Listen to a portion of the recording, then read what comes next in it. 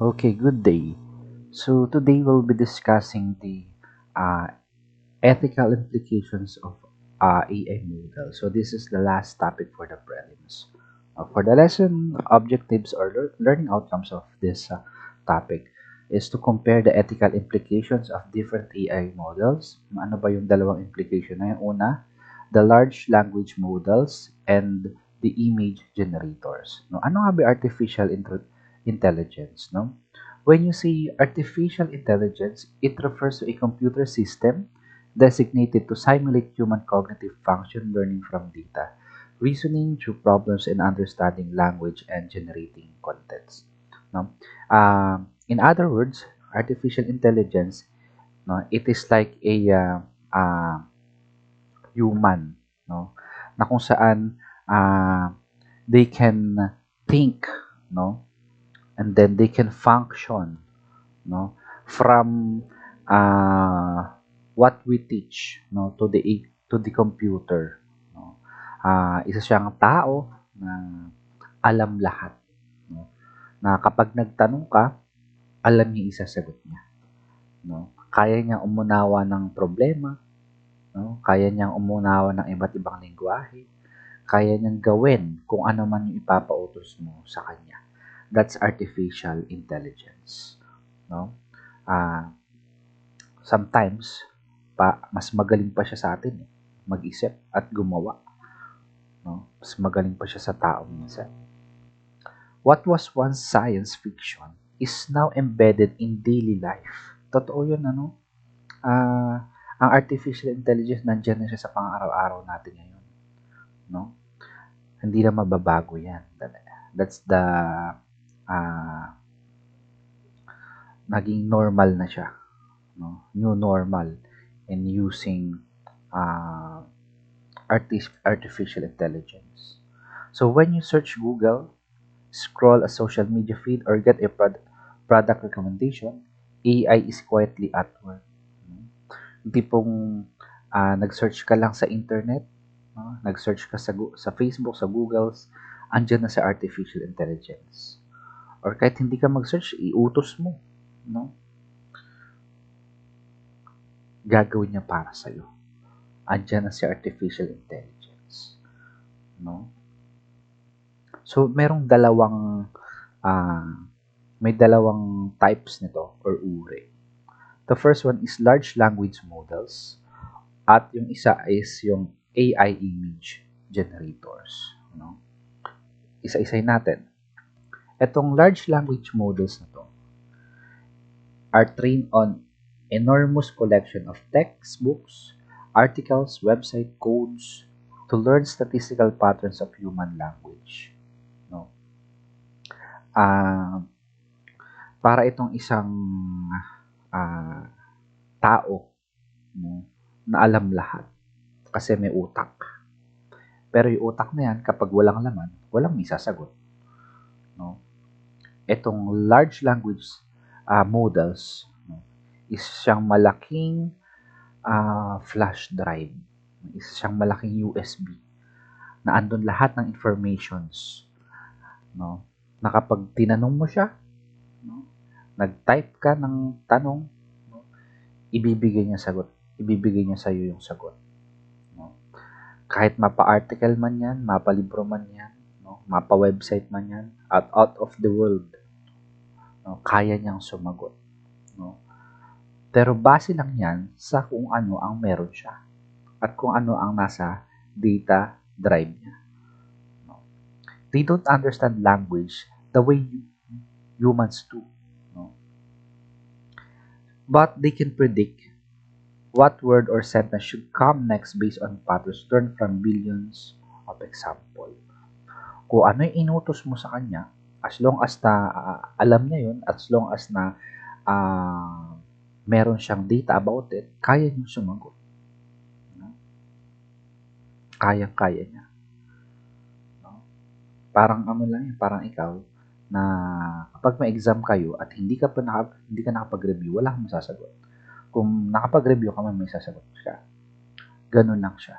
Para siyang tao, no? So, how they work? paano bang gumagana tong AI na to? Of course, para paganahin ng AI na to, kailangan magaling tayo mag-utos sa kanya. Proper prompts. Mag-i-encode tayo ng prompts, no, sa paggamit na to. Pangalawa, kapag nakapag-encode na tayo ng prompts, i-analyze yan, ipa-process na yan, no, through a layered mathematical transformation. No? Para siyang sa mundo ng computer programming, may mga codings dyan, no? And even words, letters, numbers, may mga words sila dyan na pinaprocess yan. No? Ganun yung paraan, no, ng AI. No? Nag-iisip ng mabuti yan, nag-critical thinking yan. No? Kapag nakapag-isip na siya, ibibigay niya na lahat ng sagot ayon doon sa tanong mo. No? That's why it generates statistically like coherent response. Ano yung mga example ng large language models na to? Andyan yung ChatGPT, no? Andyan yung Claude, Gemini, and so on and so forth. Ito ang pinakagamitin talaga si ChatGPT. Meron pa lang ngayon si Doha. No? Meron siya. Na yung tipong kahit hindi mo i-type, magsalita ka lang, no? Diyan, ibibigay niya sa iyo lahat, no? Ganyan si Doha. What else? Common applications. Ano ba yung maitutulong sa atin na to? Essay drafting and search assistance, no? Kapag gusto mong gumawa ng isang essay, no, ng research, mayroon kang assignment sa living na IT era na kailangan namang essay or paragraph, no? This AI could help you, no? Pwede ka nilang tulungan, no, mag-generate ng essay, no? Ano pa? Code writing and debugging. Ano pa? Customer service chats. To happen, can you please order me a ganyan? Sino pa? Ano ba yung AI mo na pwede mo siyang utos-utusan? Actually, lahat naman pwede mong utusan, kausapin. Katulad nga ng shinare ko before, no? Yung dalawang AI nag-uusap, di ba? Large or language translation. No? If you didn't understand the language, AI could translate it for you, no? For you to understand. Ganyan kagaling ang AI. Ano pa? And sometimes, even in medical and legal information, they can assist you. I remember, last December, no, may auntie diagnosed with stage 4 cancer, and then we bring her in hospital, no, and then nag-undergo siya ng mga medical procedures.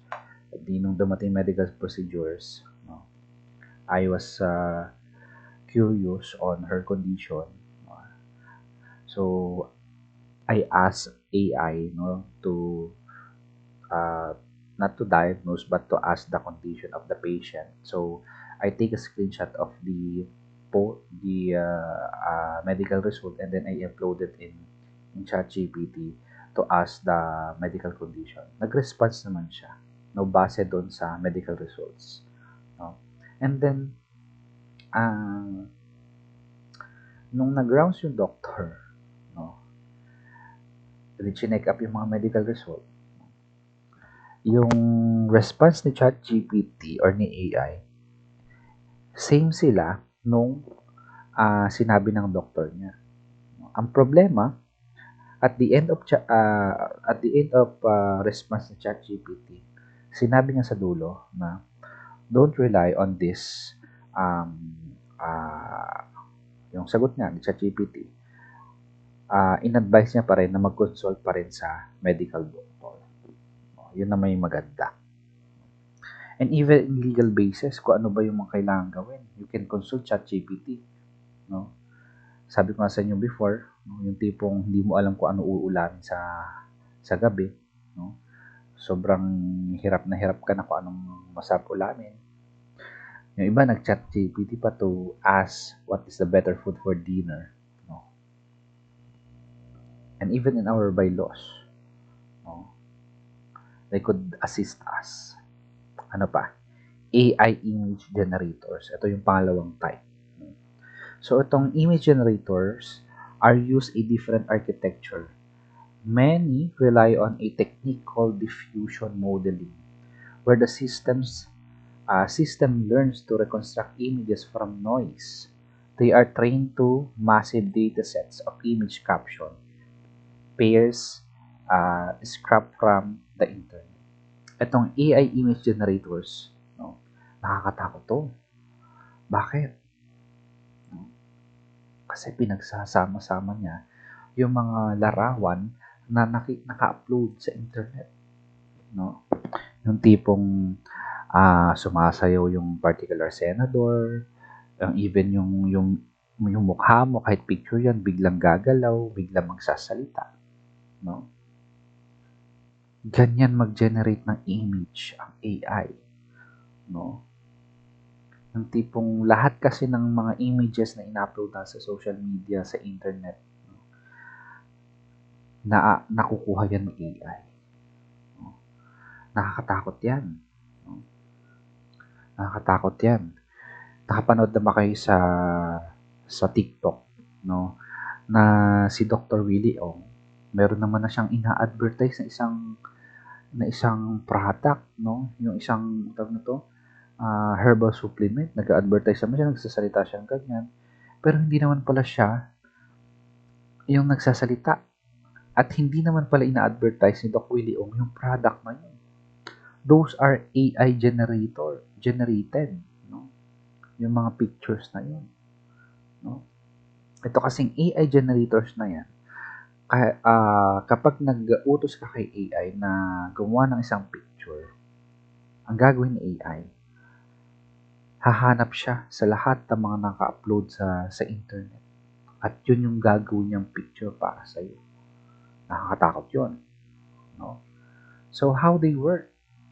The user type a prompt as a text, and then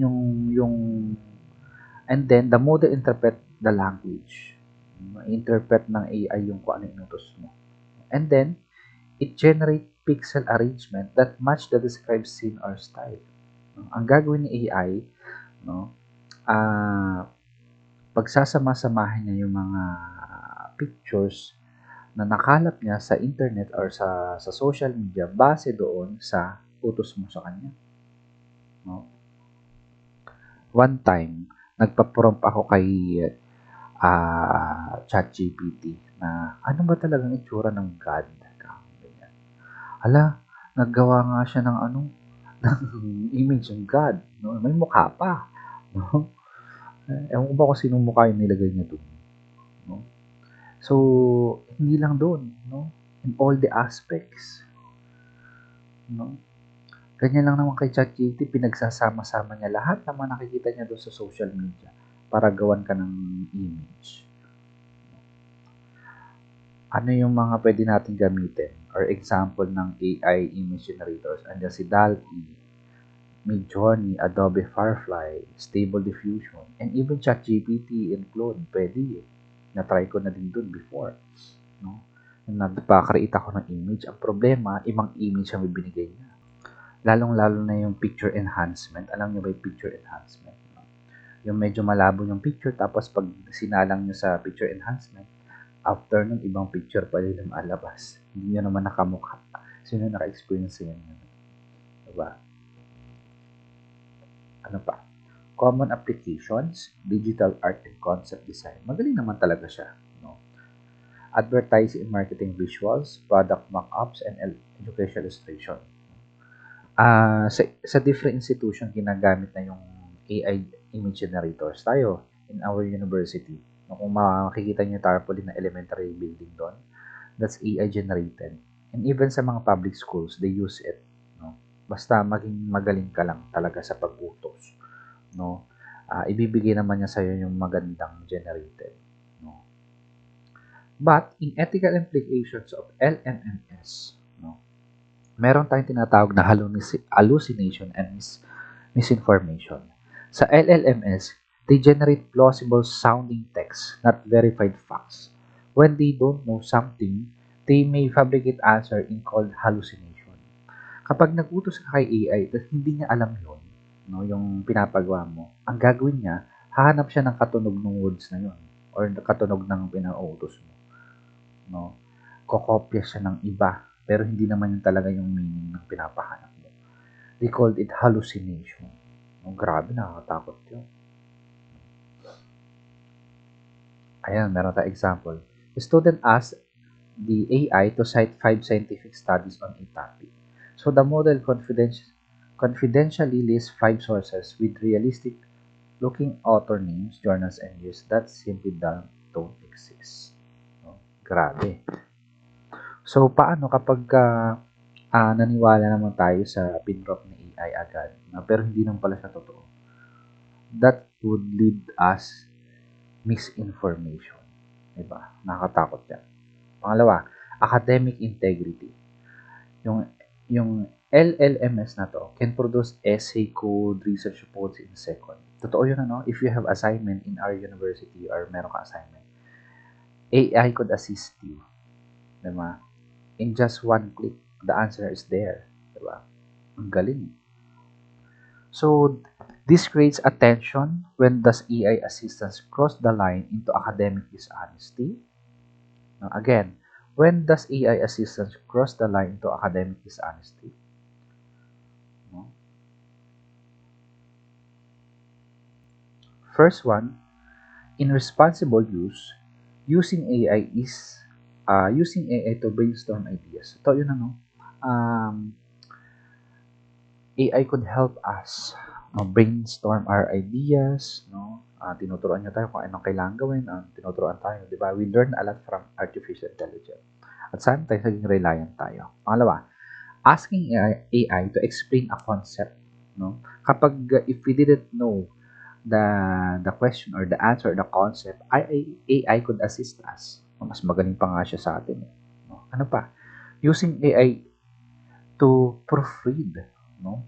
If you didn't understand the story, the text, the scenarios, the article, AI could summarize it and explain it very well for you. Ganyan siya kagaling. Alam niya umunawa. No? In problematic use, submitting AI generated work as your own. No? Parang kiniklaim mo na yung, for example, meron kayong assignment, no? At hindi mo alam ang sagot. And then nagpatulong ka kay AI. And then binigay ni AI yung sagot. Yung sagot na yan, kiniklaim mo na yun as your own. That's the problem. Ang tanong, ikaw ba talaga ang gumawa niyan o hindi? Susunod, copying AI explanation without understanding. That's the problem. No? Hindi mo na nga alam, nagpaturo ka na kay AI, nagbigay si AI ng sagot, ikaw hindi mo pa binasa yung sagot yung binigay ni AI, natuto ka ba? Diba? Ano pa? Asking AI to write entire assignment. Yan na yun. Diba? Sino na-experience sa inyo no? Sa mga assignment ninyo? Diba? Tipong tinanong mo na kay AI lahat, pinagawa mo na sa kanya lahat. No? Ang tanong, nag-aaral ka ba? Diba? The deeper concern here is education is meant to build thinking skills. No? Gumana pa ba yung sentido komon mo o puro si AI na lang naggawa para sa'yo?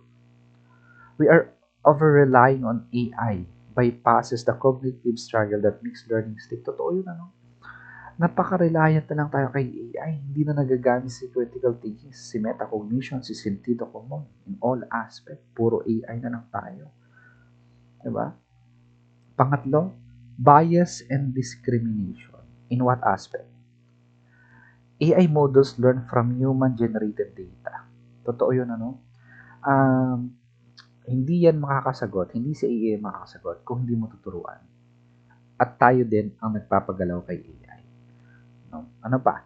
Human data reflects human prejudices. No? Kasi nga, kung ano inutos mo, yun yung sasagutin niya. No? At minsan, sasagot niya talagang may mga prejudice talaga. No? Ano pa? Biases around race, gender, nationality, religion, and class can be absorbed and amplified by the model.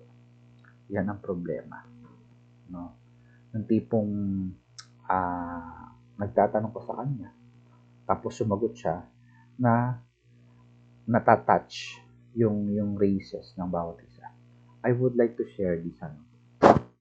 I attended last week on conference, and then one of the presenter shared about the particular indigenous community somewhere in Visayas and Mindanao. And then he said that those IPs cannot touch by a simple person, especially lower class. No? Hindi sila pwede hawakan. At merong tao na nagpa-generate kay AI, no, about this community. Nung generate ni AI yung picture, no, pinakita sa generate, hinahawakan ng tao yung prominent na IPs na nasa higher authority. Bawal nga siyang hawakan. So, lumubag si AI doon. Yan yung gusto kong sabihin. Diba? Ganyan yun. No? So, we need to be careful. No? At sometimes, hindi pong galit ka sa isang tao. No? Tapos, tinanong mo kay AI kung ano kailangan gawin sa tao na to. Minsan sumasagot talaga si AI no? Kahit very foul na talaga. No? Tuturuan ka niya kung paano makakapaghiganti sa taong galit sa'yo. Example lang yun, Ano pa? Example here, early AI recruitment tools penalize resume that contain the words women because they were trained on historical data from predominantly male workers. Kaya mapapansin mo talaga Kaya maging maingat tayo. Ano pa? Privacy and data security. So here, when users type into chat box, they often share sensitive information and even medical symptoms, business plans, personal problems. So this data may be stored and used for further model training or potential exposed insecurity breaches. Yan ang problema. No? Kaya, totoo yung sinabi nila na kapag kung ano yung in-upload mo sa social media, sa internet, or sa any applications, andyan na yan forever. Hindi mo na po mababago yan. Andyan na po yan. No? Kahit sa chatbox yan, kahit sa any chatbox, Facebook man yan, or kay ChatGPT man yan, andyan na yan forever. Hindi mo na mabubura yan. Na-copy na yan sa iba. Kaya maging maingat tayo, kaibigan. No? Lalong-lalo na sa field ng medicine, di ba? Katulad nga na shinare ko kanina nung tinanong ka kay ChatGPT yung medical history ng auntie ko, no? Ano ba yung condition niya? Nag-response naman si ChatGPT. Andyan na yan. Pwede nang gamitin ni ChatGPT yan sa ibang condition or sa ibang tao. The real concern, some companies have banned employees from entering proprietary code or client data into public AI tools after discovering it could be used as train the model. That's the real problem in data and privacy and data security. Yung tipong yung sikreto mo, no? Paano ikikip yung secret na yan? Tapos i-share niyo pa kay ChatGPT. ChatGPT, could you please help me to keep my secret? So this is my secret. Nako, mali ka ng pinagkwentuhan. Diba? Mali ka ng pinag-typean. Diba? I-expose niya ni ChatGPT ni AI sa iba't iba. No? Yung tipong nag-upload ka ng picture, yung picture na yan, pwede nang gamitin ibang tao yan. Diba? Ako, na-try ko na yun nung sa may image enhancer, no? Yung medyo blurred lang, tapos pag niran mo sa may AI na pampaganda, nako, iba naman ang mukha'y lumabas. Ganon din dito sa data and privacy security. Data privacy and data security. No? Nakakatakot. So, in ethical implication of AI image generators, the first one is deepfakes and visual manipulation. Ito, grabe ang deepfakes, no? Image generator can provide highly realistic image of people, event, and place that never existed. Totoo yun, ano? Kayang-kaya nilang mag-generate. At tayo nun, tuwang-tuwa naman tayo sa generate nila. Akala natin totoong-totoo na, no?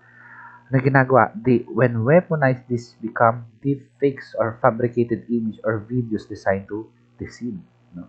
Yung generate ni AI na yan, dahil nga natuwa tayo, ay, kagaling naman maggawa ni ChatGPT ng picture, ganyan, ang galing naman niya mag-edit, magpalinaw ng picture. Isa pala itong deepfakes, no? Isa itong deepfakes. At tayo naman, nawe-weaponize tayo, natutuwa tayo, no? So, kasi natutuwa tayo, uulit-ulitin naman natin pag-generate. No? Nakakatakot yun. No? Ano pa?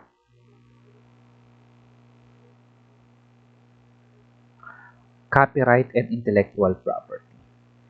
AI image generators are trained on existing artwork, often scrapped from internet without the original artist's permission. Totoo yun, ano? Yung mga kapag nag-utos tayo kay AI na nagpa-generate tayo ng picture sa kanya, no? Hindi na wala naman talaga siyang alam diyan, no? Saan niya kinukuha 'yun? Doon sa mga original uploaded ng kung sino man, no? Katulad ng mga in-upload ng pictures, no? Pwedeng kunin niya ni AI para ibigay sa nag-prompt, no? So, ganun yung ginagawa ni AI. Kinokopya niya yung mga ina-upload mo natin sa internet. Tapos kapag nag-prompt ibang tao, yung picture natin na yan, yung binigay natin, in-upload natin yan, gagamitin ni AI yan. No? Ibibigay sa ibang tao at paghahalo-haluin lahat ng mga picture na in-upload ng kung sino man. When the model generate an image in the style of or a living artist, it produce patterns learned from the artist's work. Nakakatakot yun. Question. Does training on artist's work without consent constitute infringement? Ano pa? Who owns an AI-generated image? The user, the developer, or no one? Kasi ikaw kasi nag-prompt ka lang, no? Binigay ni AI, no? Yung binigay ni AI na yan, that's owned by many person na pinagsama-sama. Ikaw lang naman tong nag-generate. O kanino na yon, kanino na yung picture na yun na i-generate na yun. Tapos iba naman yung binigay sa iyo, diba? Should artists be compensated when their style is replicated or commercially? Diba? How imagine, no? Yung ikaw na gumagawa lang ng assignment, no, naghanap ng picture tapos nagpa-prompt ka kay AI, binigyan ka ni AI ng picture, yung pala yung picture na yan that's owned by the other person. So we need to be careful talaga, no? Ano pa? Misrepresentation and fake documentation. AI can be passed off as real photographs, protests, disaster, crimes, or events. So this has serious consequences for journalism, law enforcement, and public trust. No? Grabe kasing problema binibigay ni AI. AI can generate fake newses and even fake photos, fake scenes, fake videos. No? Grabe, kayang-kaya ni AI. No? Lalong-lalo na kapag merong balita, no? Tapos ini-screenshot mo yung headlines, no? Tapos si AI ang ginawa, binago niya yung headlines na yan, no? Para lang tapos ikaw na i-share mo. Adi mali na ipinaniwala ng ibang tao. Parang yung ano lang yan, yung nasa TikTok, napakadami. No? Yung tipong yung picture, no? Kunwari si Piolo Pascual, no? Yung image. Pero yung salita ni some will be. No? Mali, hindi ata akma. Ganyan ang nangyayari sa AI. No? Misrepresentation, fake documentation. No? In AI, in workplace automation, andyan na kasi talaga yung artificial intelligence. No? Yung tipong pinalitan na tayo ng AI. No? Yung gawain ng tao, nireplace ni AI. May trabaho pa ba tayo nun? Andyan na si AI. For example, sa mga restaurant, 'di ba? Meron na ngayong mga robots, no? Mga robots na nagsuserve, no? Ang bilis nga naman nila, no? Nakatawa nga naman. Ang tanong, magkakatrabaho pa ba tayo noon? Robot na ang gumagawa lahat. Paano kung puro robot na yung nagtatrabaho, no? Sa mga fast food, restaurant, mga vending machines, no? Ba't magkakashare pa? May vending machine pa. How imagine, di ba? Paano kapag pinalitan na tayo ni AI lahat? Ni machine lahat? Magkakapagtrabaho pa ba tayo? Di ba? So, how to become a responsible AI user? Ano ba kailangan natin gawin? You as a student, always verify AI-generated information against credible sources. Totoo yun. Maging maingat ka sa pagtingin ng information kung AI-generated ba ito o hindi. Understand your institution policy on AI tool used in academic work. No? Kung bawal gumamit sa university ng AI, huwag kang gagamit. But nowadays, our university is using Turnitin to check if your submitted output is AI generated or not. No? Ginagamitan na po yan ng Turnitin para ma-check. Ano pa? Be skeptical of image, especially during news, events, or election. Kasi every election and newses, napakadaming fake newses developed and created by artificial intelligence. That's why we need to be careful. Ano pa? Protect your data. Avoid entering sensitive information into public AI tools. No? Kapag meron kang information na talagang privacy talaga, huwag mo na siyang i-upload sa AI o internet. Kasi ikakalat yan ni AI sa iba't ibang aspeto. No? Katulad nga na in-example natin kanina. Ano pa? Credit AI assistance when using it in your work. We need to be careful. As a society, no, advocate for AI transparency law as requiring disclosure of AI generated content. Pangalawa, support regulation that protect artist intellectual property. No, it would help kung sino talaga yung writer or artist ng images na yan para hindi nakukuha ng ibang tao through the use of AI generated. No? Kasi pag sometimes, sino ba yung nag-generate niyan? Ako. Adi sa'yo na ba yan? Yung inilabas sa AI, galing naman sa ibang tao. Di ba? Demand algorithmic audits to identify correct bias high stakes AI system. Kapag talagang above the law, beyond the law, magtaka ka na. Fund education and training program for workers displayed by automation. Okay, takeaways tayo. Of course, again, maganda ang use ni artificial intelligence, no? They can use it for your assignment, no? If you didn't know something, AI could assist you. If you didn't know the answer, AI could assist you.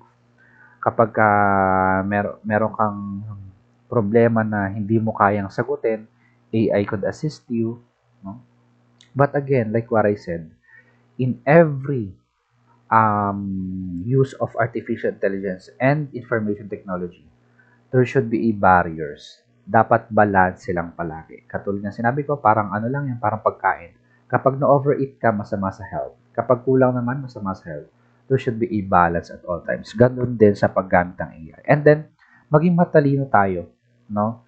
sa pag-analyze ng information to avoid misinformation, public manipulation, no? Maging maingat tayo diyan, no? Sa mga biases, no? Kapag yung mga binabasa mong information na generate ng AI minamanipulate ka na pala, puno na pala ng mga biases, no? Kaya hindi ko masisisi yung yung isang taong bakit ganito yung kanyang paniniwala sa isang tao, isang bagay. Kasi tinuruan siya ng manipulate na siya, no? So maging maingat po tayo, no? So again, that's the last lesson for the prelims. By the way, I will give you this hard copy, no, itong module natin for you to study, no. So that's all. Thank you for listening. Goodbye, everyone.